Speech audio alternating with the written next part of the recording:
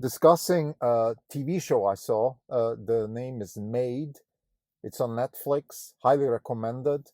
I want to expand my conversation about books to other things such as TV shows, music, art, all kinds of things that influence my mind. I think I said many times the business of a hedge fund is the knowledge business, and conditioning of the mind involves reading books, involves consuming any kind of art and interacting with the art. And I think this TV show Maid is a very good example of how you can actually even go beyond just books and novels and things like that.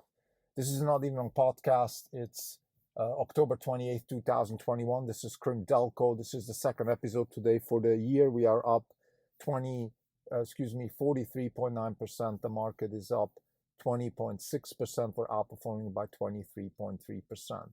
Maid is a show on Netflix. I'm not good with actor and actresses' names, so I'm going to leave that aside. If anybody has an interest, just go and check the details. There is a relatively young actress, and I know she's the daughter of an older actress in the show. And let's leave it at that. I don't want to go into details. I don't know the background of these actresses or anything like that, and if there's any connection between their personal backgrounds and the show. So I'm going to leave that aside also. I'm just going to talk about the specific impressions that I got from watching the show. It's a story about a young woman that is domestically abused and leaves with her young 3-year-old daughter and goes through a lot of pain to eventually end up in a place that I would consider a very nice place. Let's leave it at that. I don't want a spoiler alert either, and I really don't want to talk too much about the plot. I just want to mention what this show meant to me and why I was impressed by it and inspired by it. So first and foremost, the acting is phenomenal. I think acting in itself is a very artistic event, and I do appreciate it. Now, this particular actress, to me, seems like one of those naturals. So she's very good for this role. She might not be terribly good for other roles. I don't care. That's actually not my main concern.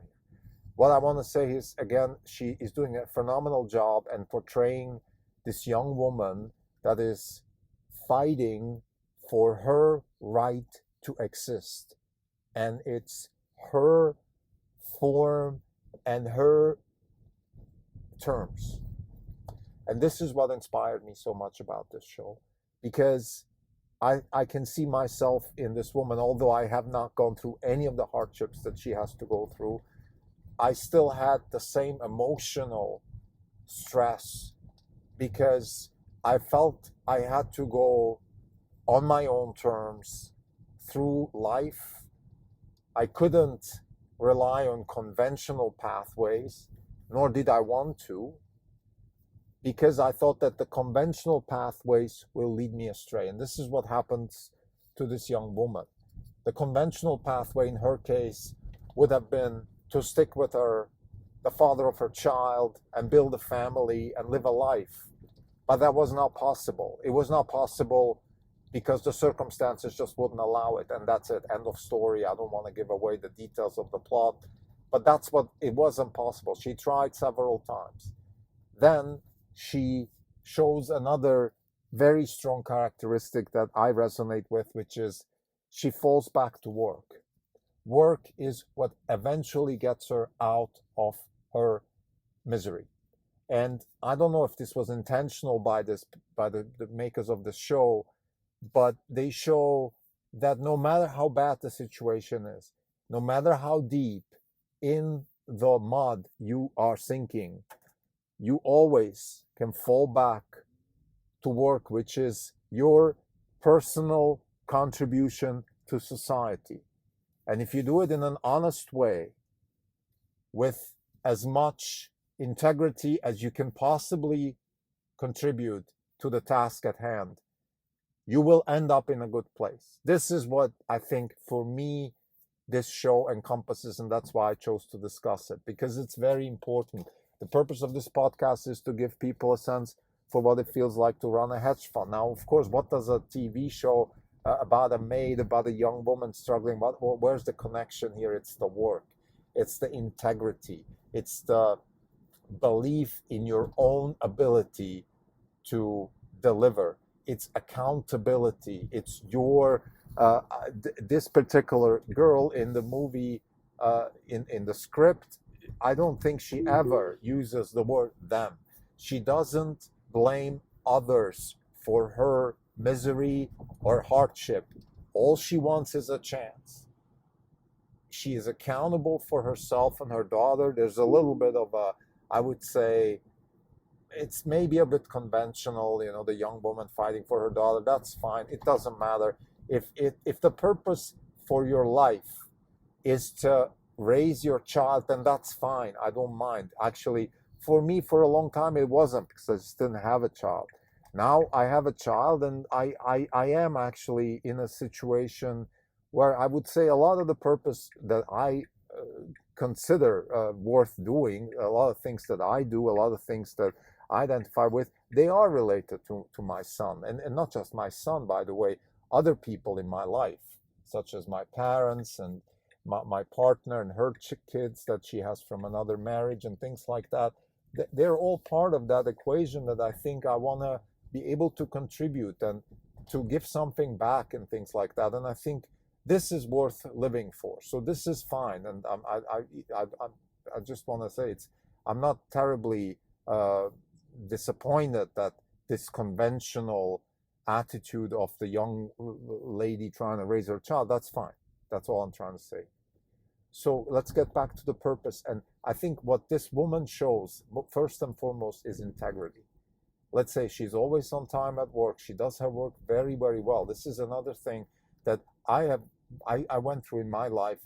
This is one thing I did, even I think when I was a teenager, and any job I did, I always tried to do the best I can until I didn't. There were times when I didn't, and that was typically when I felt abused, when I felt that somebody wasn't fair to me and things like that. Then I would even compromise my work. This lady doesn't even do that. So maybe it's a bit idealized. Let's say there are situations where she gets, actually, no, I shouldn't say that. Actually, there are situations where also she kind of cheats a little bit and doesn't do what she was supposed to do and things like that, particularly in situations where she is treated badly, or she has sort of not, she doesn't, people don't reciprocate her integrity and her attitude towards work in the same way. So I think, but overall, what this lady shows is that you can, if you try hard and you go your own path. This is, I can't emphasize enough, one of the pillars of our principle stack is 0 to 1. Peter Thiel in his book talks a lot about the unique approach towards life. And he probably is not thinking about this girl when he talks about 0 to 1. He talks more about entrepreneurs and people that want to change the world. This girl, I think in a small way, is changing the world as much as somebody like Elon Musk is. And actually, it is even showing in the movie where she helps other distressed women with very simple things. This is another thing that strikes me about this character. It's very simple things. She cleans houses. She helps somebody nannying her child. She fixes a car for her mother. She does very simple things, but she does them, and she does them well, and she helps.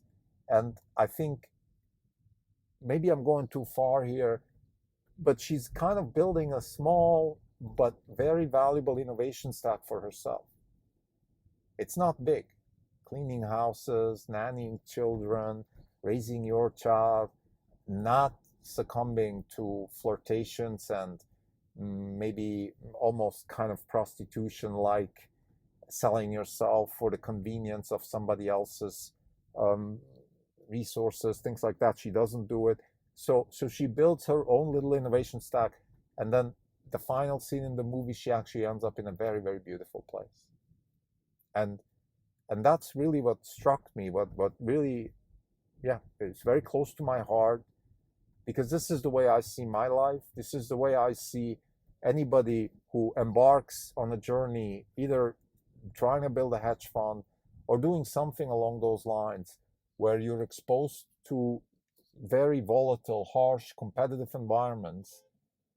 Uh, but you can do what you think you need to do. It's doable because if you choose your own path, if you choose your own path, you can do it. And the way you choose your own path, and this is what this movie shows, this movie Maid, your own path most of the time doesn't consist of being the next Einstein or Michelangelo. Your own path starts with simple tasks that you do with integrity, and then you build on them, and then you create new tasks, or David Deutsch would say, you solve problems, you create new problems.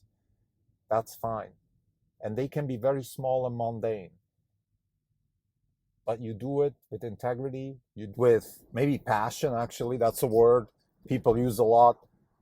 And now that I'm thinking, this lady does a lot of things that you wouldn't associate passion with, such as cleaning houses, but she does it with integrity. And I think the passion, or there's this notion that in the workplace, oh, you got to do something with passion.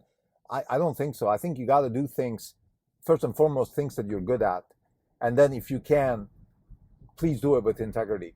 And then you will end up doing it as if you did it with passion. And this is what really matters. Thank you.